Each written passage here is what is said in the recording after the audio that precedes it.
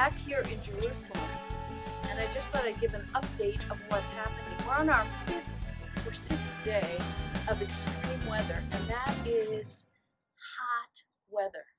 It's about 38, 39 degrees here, almost 100 degrees here in Jerusalem, much hotter in other parts of Israel. And it's a pretty difficult time to be alive. And remember, Jonah even says in chapter 4 of Jonah, he'd rather die than live when this vehement eastern wind that God prepared for him. That's the kind of wind we're seeing here. And it is blowing, and it is hot and dry, incredibly dry, less than 10% humidity. All of this is part of the Omer, the counting of the Omer. We're in the 41st day of the counting of the 50 days between Passover and, of course, Shavuot, which we call, and in the Christian world you call it Pentecost. In this period of time, 5 of the special species and other of the trees are all blooming and setting their fruit. So it's a very, very important time. God gave us 7 what we call holy species.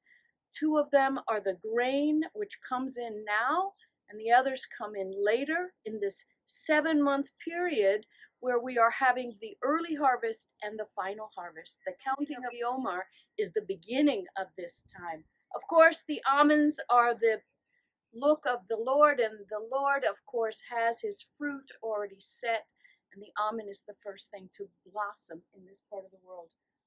When we look at this Hamsin, it's also called Sharab. Hamsin is the Arabic word.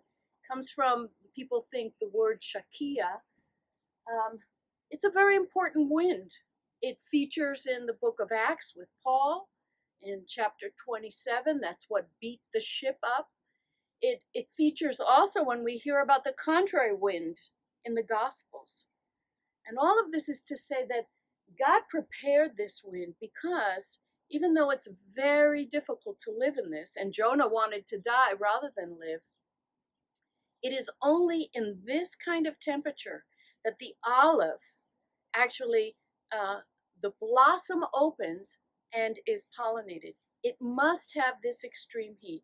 So in this period of time, we need at least 1 or 2 days for the olive to set its fruit.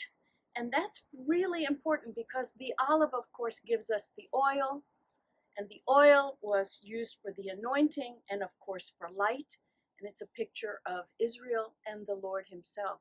So I just thought I'd give you an update on what we're going through here in Israel during this counting of the Omer.